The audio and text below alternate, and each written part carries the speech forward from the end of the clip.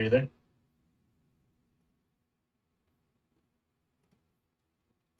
All right, I've got it going. So have Streamlabs running so we can record this for those that cannot be here. How's it going, D Cruz? Doing well. How are you doing? I am good. Good. Awesome. So like we usually do for these, we don't pre-script. I mean, like we look at what we're seeing people struggling with, and this is mind over matter, the psychology of trading. So we don't pre-script exactly what we're going to say. We talk about, what we're seeing people struggling with through the week and that kind of thing. But it's not something where it's like, oh, here's what we're going to talk about. And I always have something that can be talked about as far as psychology goes, but we really have been seeing, I think, some struggling as far as like shorting against the trend, just with what traders are doing, and not just in bull trades, but across the board. There's a lot of people short, which is why shorts aren't working, because they are short time frame money shorts. And once it doesn't work out, they get out. So I think we'll start with that concept of Yeah. like, what are we doing short all the time when obviously we're not short, unless you're a really fast trader. And I will add that, because we do have some traders who are amazing faster traders taking the counter trend trades, and that's what their specialty is. So we don't want to disparage that, right? Because if you're trading that well and you've learned to trade Right. that, that's great, but it's about what your defined edge is. And Exactly. like my only loss today was on a short. And I was pretty sure we were going to Mhm. sell off, and I limited what that loss was and then moved on and have had a very profitable day trading. Same thing with yesterday. Good. Good. But Yep. knowing what your tolerances are, right? A is, we're not going to trade full port. We're not going to average down. We're not going to, like, oh, I have to be right. So I'm just going to keep putting money into this until my entire account is sitting in this short that I'm sure is right.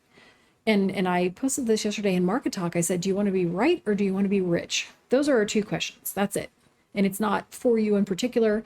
While you're reminding me of that question, it's literally, don't add to stuff because you think you're right, because you are sure that's what's going to happen.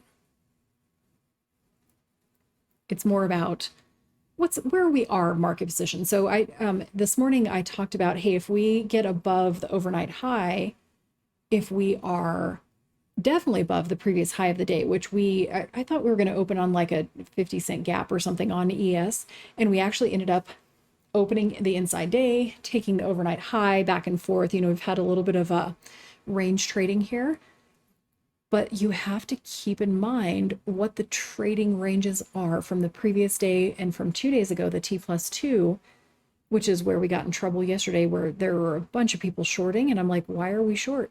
Other than hit and run shorts, shorting on a trend day gets you in trouble.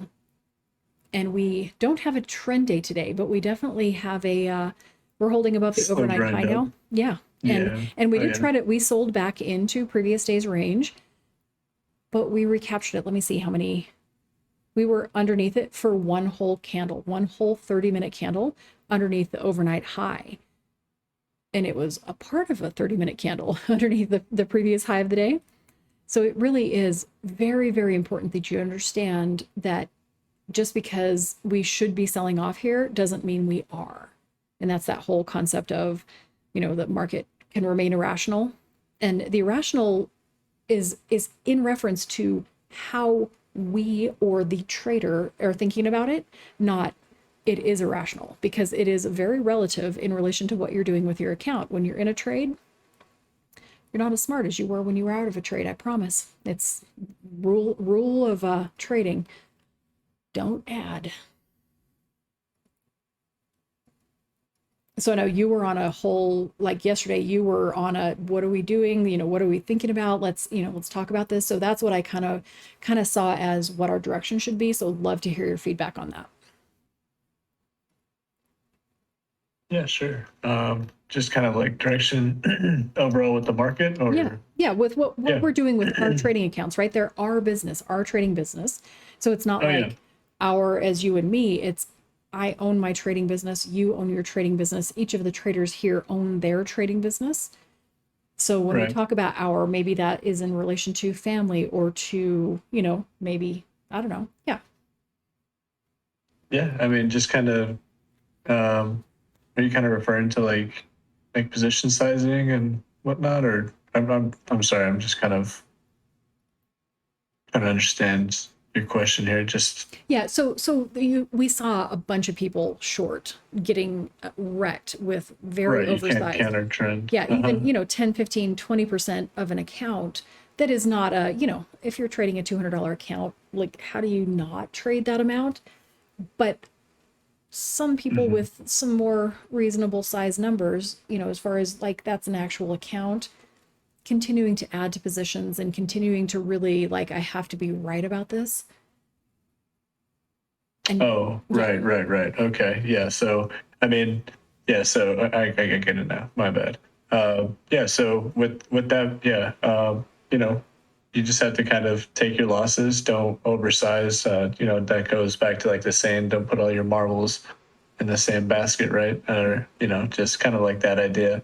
I mean, there is some.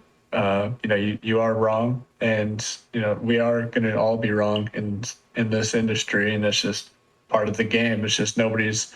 There's no such thing as a 100% win rate, and besides like maybe like really like slow like wheel strategy or something like that. But the way we trade and like options and everything is just there is going to be losses, and it's all how you like just accept it and just keep those losses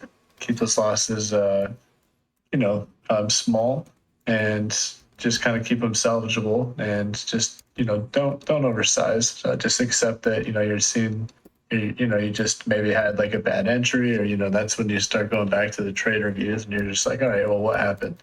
And it is also just really hard to you know trade longer time frame it, if you will, like kind of just hold things for a few days. And I know we all kind of want to, but we just gotta kind of trade with what we have. And I think that's really important. Also, it's just if whatever the days are giving us, like some days you have like a massive trend like yesterday where you see contracts go a couple 100%. yeah.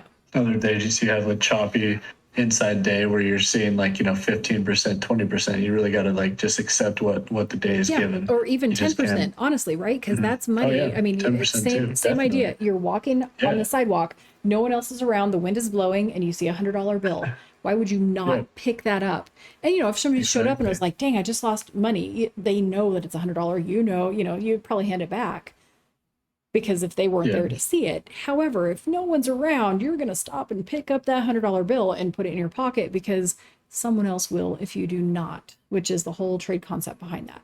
So, just out of curiosity, what is the largest position size out of your regular main portfolio that you will trade on any trade? So, you enter something, you're like, you know what, I like we're pulling back a you little bit, start getting it's like down, right. but my trade thesis, so what my thought about the technical analysis of where we are is still valid.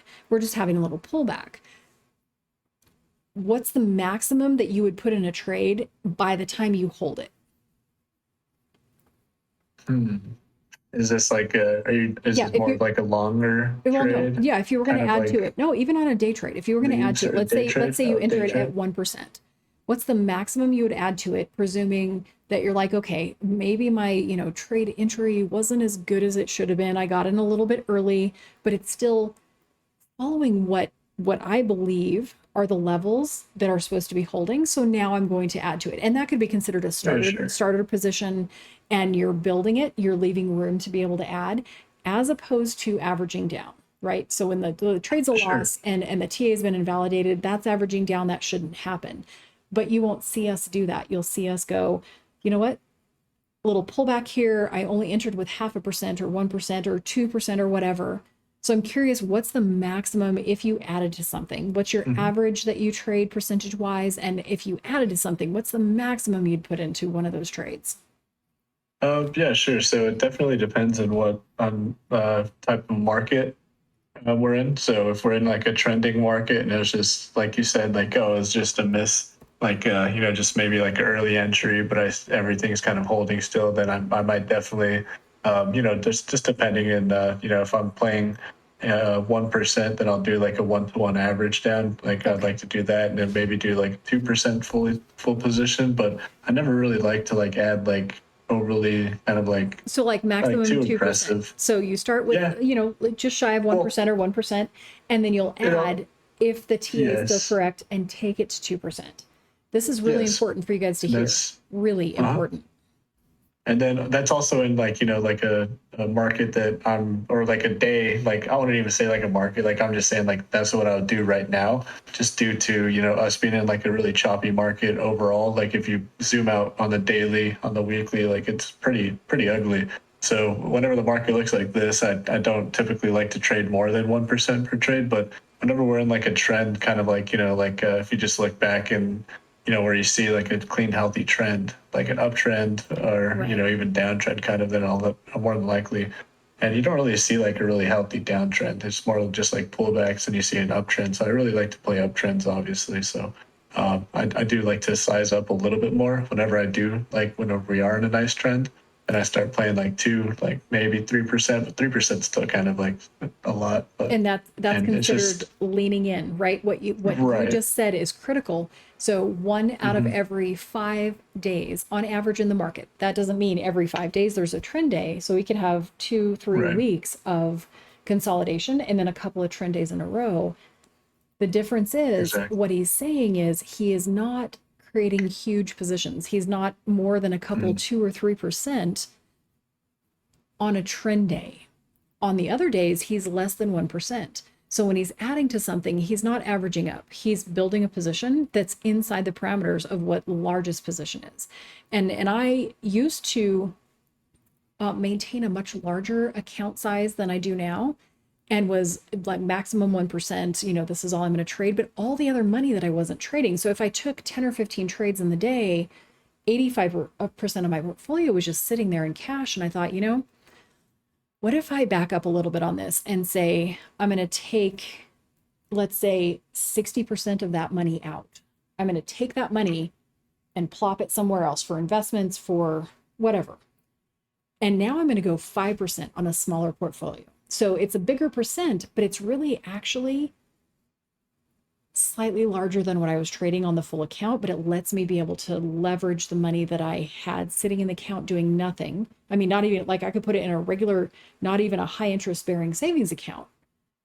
That, like a regular savings account would make me more money than what it was doing sitting there in the trading account, being respectful of my 1% rule. So I backed that off. I actually decided to go a little bit bigger size percentage wise. That was about the same amount of money that I was trading before, a little bit more, but following my rules. And so this is where, Right. we talk about, like, you've been trading for like 6, 7 years. Hmm. As you build an account up to a certain point, you might decide, I'm going to take some of that money and put it into real estate or put it into other businesses. And see, yeah, that's exactly where I'm at right now too, because Yeah, I do have my IRA as well, which I constantly kind of funnel money into exactly. it. But right now, it's just with kind of being temporary with wherever I'm at, like Right. for the next few years, and I'll probably just gonna hold off on real estate. But that is, Yeah. well, I mean, also it's Well, kind of even like even buying high just, right now, yeah, so dropping it in other mhm. investments. That can be Yeah, stock, that can right, be right, the other investments. And I absolutely, think that's the biggest thing is we don't always, because my original goal, after I lost a bunch of money, my original goal was like, I'm going to build this up. I'm going to have an enormous trading account. I'm going to be one of the whales. And then once I had yeah, and I was nowhere near a whale by any means. However, once I had a sizable account and was right, trading it, I was like, 2% of that money is sitting there doing nothing for me. And I'm, properly risk managing, but it's literally sitting there. It doesn't even earn me 1% per year on Annuum if I'm looking at it from that perspective, which doesn't make any sense at all. Why would I not take some of that or a good portion of it back out, still position size properly based on what this egg is, I guess, is, like, it's the golden goose, but not oversized based on, here's my risk capital. And that term risk capital is huge. when you have somebody who's trading a challenge account and that's their last 500, last 100, last 2,000, last $10,000, whatever the dollar amount is, if they're not properly sizing that, they're probably not going to have the remainder of that. So as we're growing and developing as traders, we're trying to figure out how at a certain point, once you're consistently profitable, you're going to continue to grow that, and you have to decide what's the size account that I actually want to trade, that I trade well, and what else can I do with that money? What else you can do with that money is a lot, especially once you get consistently profitable. Not having to refund an account, you're not blowing up things. It's very hard to blow them up even at 5%, and I mean very hard. This is one of my slowest options trading months in a very, very long time, like 15 years. And then here's my futures account that's, up 118% on the month. Yeah, nice. Right? Futures definitely have been seen some nice swings.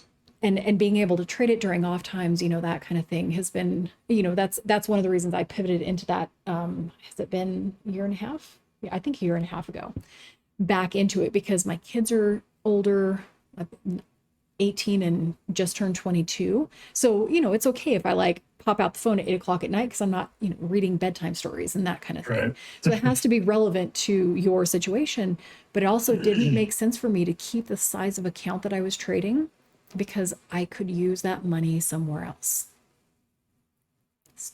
And if you're oversizing and blowing up accounts, it's -2 standard deviations on what I'm talking about, right? We're literally backwards. So I would rather see you, and not you, I guess I'll use the relative term you, I'd rather see people continue to, if you say, I've got $500 a month, I'm going to add to this account. I'm starting with $2,000. If you start with $2,000 and you're oversizing, then all of a sudden now you have $800. And you're like, okay, I can put $500 more in the next month. Okay, that's good. So if you're oversizing, wouldn't it be better to not oversize, to trade one contract, or to maybe paper trade? And I do see people that really, they trade beautifully paper trading, but as soon as money's on the line, they don't trade well. But I want to go back to, if you took let's take your last 10 deposits in your trading account, how much money would you have? If you're properly sizing, it'd probably be a decent account. And going back to that, the decent account is where you can properly size. So it would be better if you're starting with a small account and you're like, okay, well, they're taking a $200 trade. I have a $500 account. I have to do the $200 trade as well, so I can keep up with them. Except that if it's a loss, now you're in trouble. So really keeping in perspective, this is a marathon like you have never experienced before. And I say this, trading, ever. And you don't get to the point where you're trading 1, 2, or even 5% by over trading. I would rather see you trade smaller amounts. I would rather see that respect for capital and delayed gratification, where you're really building up your account the same as you would you're saving for a business, right? So let's say you're working in a hair salon. So you're a hairstylist and you're cutting hair, you're being paid a hourly wage of $15 an hour or $20 an hour or whatever. And then you get to the point where you've decided you're going to rent a booth. You're not dependent on the salon to actually give you referrals. You've got enough clientele built up that, now you can pay for the rent on the salon. You keep putting your money away when you're paying that rent, and it's, $500, $700, $900, depending on the salon you're at, to pay for this little tiny space. You don't go, oh, I'm making more money now. I'm not paying a split to the salon, or I'm not, getting paid an hourly wage. You don't now go party with that money and hang out and be like, oh, I'm going to go out to dinner every night now because I'm making a lot more money. You stack that away until you eventually have enough money to open your own salon. And we have to think about that same concept with trading. It is a business. You stack the money away. You do pay yourself a little bit because you do have to eat, but you're deciding what's the nest egg that I need to make this be an actual income producing concept, instead of me continuing to fund it. And now I still only have $800 in my account and I've put 15 grand in it in the last year. or whatever the number is, right? You can scale that to what the Right. individual's experience is, but that's what I see is D Cruz did not get where he is Like oversizing. lottoing Yeah, not. and And yeah, and if you no. do a lotto, I'm not a fan of the whole lotto concept, although I do trade the 0 days as well as you, but they're not oversized. They're not Exactly. enormous, gonna blow up your port kind of concepts. And so continuing to add to those that were already oversized because it was a small account and you're trying to get rich is where we get in trouble. Telling you. I mean, that's slow and steady wins the race, especially in this one. Those small gains compound, and then also at the same time, you're also avoiding those losses. So you're just there's really no way your account could go down, right? So Right. it's just over a wall, and then as soon as you do see a loss, you cut it just as quick as you're taking those gains. So it's then it's just 1 out of 10, or 1 out of 8, or 1 out of 6 trades that you Even gotta if it's 1 out of fight 5. back with. Yeah, Yeah, even right. 1 out of 4, like Right. 1 out of 3, like you're still growing your account if you maintain that strict stop loss and take profit. Like as long as you're just strict about it. I mean, it's really impossible. I cannot And tell also you. with sizing, yeah, I can't tell correctly. you how many DMs I get that I'm like, the question will be, hey, I take my profits very religiously, like I'm really structured about that. But then all of a sudden I'm sitting and I don't And the add to it, losses are but the negative eighty losses are, percent. yeah, minus 80%, Yeah. and my gains were 20. Yep. So now I'm break even. And that's still, I After mean, it's 4 wins and one way, loss. Yeah. way better that you didn't add to it. Thank goodness you didn't add to it. But that's going to Right. go back to technical analysis and trusting your TA, trusting your technical understanding of what's happening in the charts. Holy And moly, not quote look at unquote hoping, right? right, Like there that play will no come back. hopium. You're not Yep. hoping that it's going to come back. Yeah, you Yep. actually have to say, okay, this is invalidated. We're going to cut it. And the It's answer for that for a lot of people, I think, is like we see like we're going to take profits. It's the see green, take green that's in my name on Discord. Except Mhm. that is leaving something to chance, right? If you don't have a set trailing stop put in and then executing what you need to based on what you're seeing price action. So my suggestion would be for those people who are taking their profits as a nice executed and then holding their losses longer is that you immediately just put a 30% trailing stop on all trades.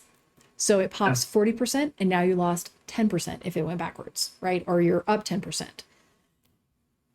Yep. Versus I'm going to manually trade this. I manually trade a lot of my stuff with the exception of futures because it can be you could be in trouble really, really quickly if you don't have a trailing. But if you are not currently profitable, you better figure out how to use the trailing stop. And if your broker won't use it, get a better broker. So E-Trade, TOS, does Webull? I don't trade on Webull. Does Webull have a trailing? I think they do. Yeah, you Okay. do. Yeah, So, you could even set as take profit. So you and could you do don't get to take move it. profit slash Exactly. say stop loss. You Yeah. could literally just really discipline yourself as soon as you. But I don't like to do that because then if you actually need to say you put a 20% profit take. Yeah. And it hits 18%, then it tops. Then you actually have to cancel the order Yeah. and then I wouldn't, refill it. So I don't 20% really is like really doing tight. that. I But mean, honestly, I would, 20% right, you're going to end up stopped out like so many Mhm. times that now your win rate's going to be like 40% or 35%. Oh yeah, And it's okay right. because you're limiting losses, but putting those in there and getting really good at pushing that, I'm going to sell it. I'm going to sell it. Yeah. Both As soon as directions. it's invalidated. So if you're finding yourself having trouble with much bigger losers than you are winners, a trailing stop, you do not change the trailing stop ever for any reason. If you set it at 30%, you're not changing it. You get stopped out, TA is invalidated, then you can make a smarter decision about it. Where the take profit, that's more of an individual thing. I think some people sell it too soon and then they feel FOMO and then they end up back in trades they're not supposed to be. And they double dip and then you get hit Right. twice and then Right. yeah, I it's I never FOMO'd fun. it, I'd Trust like, your dang, it rang. yeah, But the trailing stop has to happen. trust yourself. If you're Mhm. having losing trades be more than your winning trades are, trailing stop's the answer. and then, playing with what Yeah. works for you as far as the take profit. And that's where the scaling is actually good. I don't scale. I'm a all in, all out trader for the most part. Like you guys have heard us talk. Decruise is the same way. Like we Mhm. tried it. We're not super big on that because it distracts us Right. from looking for the next trade. However, if you're like, all right, I took a 5% position, this is my 10K account, I've got 15 contracts. I'm going to take a third of it off at 20%. I'm going to take another third of it off at 50%. Yep. You can How about have that? those TPs there, and now you're sitting in a 1.5 or 1.6% position that you can That's already paid hand for manage. for the most part. And I don't want to think about it paid for, but yeah, you've already secured your profit, right? You've taken your gains on that position, and now you're Right. not, now there's less pressure with it. So that would be my Mhm. other suggestion is, if you want to learn how to hand manage a trade, let it be after those take profits have hit and be ready to just hit the exit all market out, kind of concept. Because I think that's where scaling, I think, provides the most benefit is you can reduce risk. And I say de-risking all the time. It at 5%, that's a pretty high risk. If we think about that from a reasonably sized account, that's still a pretty big risk. It's not all of my risk capital, but it's the same idea. You'll see Decruise take a 1% position size and take half of it off with like 15, 20%. That is money in his pocket. It's the $100 bill. It's the $200 bill. Yep. We know whatever, like, boom, bam, it's And in my it's pocket. also exactly, and with that being said too, it's also you guys can't look at profits too. You're not looking at like, oh, like I have 5 contracts at, or I have 10 contracts at $1 each, and then 5 of them go up to 120. Don't think like, oh, that's only $100 profit. That's $500. That's $600 of capital that you're preserving right there by scaling that out. Exactly. You got to look at it like that, and you can't just be like, oh, it's only $20 a contract. No, you're also preserving that capital. The 120 per contract. You know what I mean? So Exactly. that's the way you got to look at it, Yeah, it's and you're not going to teach just yourself healthy protecting that habits like 100, that. Yep. but adding the 20 that you put on top of that. Like, bam, put that back in my pocket. And you have to think Yep. about it back in your pocket. Exactly. De-risk. Yep. And now it's if it does go against you, you're going to lose less because you've already secured that initial that half or initial third Yeah. 30% right there. Exactly. And maybe it does go against you a little bit and now you're only up 20% Yeah. on the trade, totally fine. But Because instead of up 15 or 10%, exactly. or lost 50 because Or you lost, were yep. like, it's going back up. I don't have to be right. I'm wrong like 30% of the time, totally fine with it. I just am not going to be wrong with a huge position size, and I'm not going to continue to add until it's a huge position size. You guys can be right about being wrong, and that feels just as good. Oh yeah. Like, No, that's you're just like, oh, you know what? trade I'm going to stop out execution. here. I'm going to go down. I was originally wrong, and then you're right about that. You're just like, oh, wow. Like that's, you got to see it both sides. Yep. Kind of And like my Netflix play. Like I should have taken all, but, with just being up like on the week, kind of how I am, I did de-risk half, and then I wanted to hold half for PT. But then as soon as I saw it break down under trigger, I sold, and now it's more red. So I'm just like, hey, that's a good trade, even though it could have been better. And then now next time we'll just take all, and like just kind of like how we always do. But it's just kind of the psychology with that trade is a little different with just kind of having a little cushion, if you will. But well, yeah, that the goes best thing. back to the whole concept of well executed trade isn't always profitable. Right. Sometimes a well executed trade is a loss, and sometimes a poorly executed trade, meaning you held it too long, you added to it, is profitable. So making money does not mean you're trading well.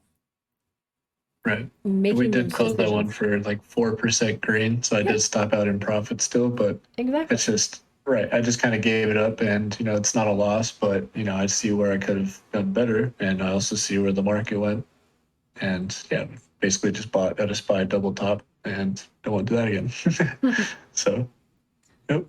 I wasn't really looking at SPY too much. I was more focused on Qs with Netflix there, and then SPY ended up double top. Yeah. Yeah. And you don't, But because we don't know who the market participants are at any given time. exactly. And it always changes. So it's not like Yep. we can see the general setup, the general, like where we are in the market, what that individual ticker is doing. But it's all about managing the risk. So if you are not currently profitable, make sure that you are setting some take profit levels that are not shooting for the moon or, home run kind of thing. We're not looking for 100%. And yes, we get them. De-risk some of that. If you are going in oversized, which for me would be at 10%, that's oversized. Even on a $2,000 account, that's oversized. If you're trading $2,000, I'm going to say let's trade $1,000 or $100. And Yep. now you have 19. If you lose the whole thing, and I hope you are not going to let it run to zero. But one red week, you'll see like $100. 50% loss. Right. So if we can get it where, you took $100 and that was 3 contracts because they were, 32, 33, 34 cents a piece, that kind of thing, took some profits on it when it was at 20%. So maybe you scaled out of one at 20% and one out of 30%, and the other one goes against you by 15%, you're still not down on the account. You're just down on that $33 or whatever that original, that last contract was. And if you scale up and you scale out right, usually that contract is just almost like not risk free, but it's you're it's basically paid. You don't like to say that, but it's like your profits are kind of by that last contract, right? So then it's like don't treat it as a lotto, because then if you're throwing your profits away, but just you can kind of have a little bit. It's more less. More I'm going to give it some more room. It's the same idea of you went into the position at like 0.25%, so not even 1% of a trade. Now you're like, as long as it holds my TA, right, I'm going to give it that room, because we might have that volatility there. That now I got stopped out. Now I went back in. If I leave that 30% rule or 35% rule, whatever you choose, there has to be some kind of trailing stop on every single position you go into until your executions are so surgical that there's no emotion. There's no like, oh, I'm out. It doesn't matter. Move on to the next trade. And that is not most traders that I've met in their first 5 years of trading. Oh, it takes a while. And let's say at least 3. Oh, yeah. Maybe 2, but for most, and we want to not talk about, the few people that at 2 or 3 years, they're really good at it. It's very unusual. And I hope that whoever's listening can be part of that small percentage. But until you are part of that small percentage, trailing stop is you're going to be your very best friend of like, you don't get to make that decision. You don't get to move it. One of your rules is you set it and it's done. You cannot change it. And then you can decide if you want to re-enter instead of adding to the position. It will literally change your life as a trader. Yep. Absolutely. You should be taking losses, with the straight face, and taking gains with the straight face as well. That's kind of like, emotionless trading. And just, you see it go red, it's invalidated. These things happen, whatever. Wait for the next setup, maybe a little bit more patient now, just because, there's a loss, but, just don't burn yourself up right away from a loss either, because they definitely happen. Well, the loss is maybe you weren't seeing the market well, right? It called MGI when you're looking at market generated information. So what the market's telling you, sometimes you're invalidated. And if you're oversized, invalidated means you lost a lot of your account. But invalidated, properly sized, you're like, all right, I'm going to step back, take a walk around the house a couple times, get a little sunshine, like breathe into this and go, like, was I too attached to what my bias is? And I see that word bias. I'll have somebody say like, oh, I'm biased towards the short side. I'm like, well, even if I am biased towards long side and I see short, I'm going to trade it short. You still got to look at both. Yep. You still got to look both ways. Bias is a dangerous word. So your understanding of where we are is important, but I would not call it bias, because bias means you're going to be blinded. You definitely got to be non-biased. And that's why you'll see, if this wasn't a thing, then every trend day, then every trader would make money. But it's, some traders get burned going the opposite way, and then some ride the trend. It's just, you can't be. And the ones that are riding the trend, especially if they're, say like a, just like not normally what they trade. I mean, that's the non-emotional kind of just non-biased trader right there, just kind of looking at the chart and being like, okay, the chart's saying this, I'm going to trade this way. And that's what you really have to that's how you got to hit the market these days. Just kind of like, all right, well, this is what we got today. This is what we got to do. we don't get a trend day, we're not going to get any, big plays, but we'll take the 15 to 20% plays, 10%, whatever we get. And it's just whatever, short. If it's going to be short the pops day, we're going to short the pops. We're going to be, long the pullbacks, and it's long the dips. So it's kind of like, you just said trading what the something day brings. these days, because I think so many people are trading these markets right now like they traded 2020, which is literally the superstar market. Like everyone was a rock star. You could just buy and hold. whatever, Yeah. and you could add to it. yeah. You'd be fine. It'd be later until we hit like mid-August, and then things didn't go so well. But I think there's a lot of traders that have been around for a couple of years that did that and now are finding themselves clobbered entirely, or just entering the market, thinking, okay, Right. we're done with that pullback. Maybe. We don't know. Right. Like I would love to swing, but trust me, Oh, no. just no. It's risky. Like I'm a swinger swing trader at heart, but it's just like, yeah, there's no way too risky, and it's just No. in 3 days we could be back down testing like 440 again. Who knows? Who knows what the market's gonna bring? Nobody. So it's just we just gotta play for the day, and I think that's the best way to trade. For sure. All right. Anything else you've been thinking about? Oh, not really. That probably covers most for this week.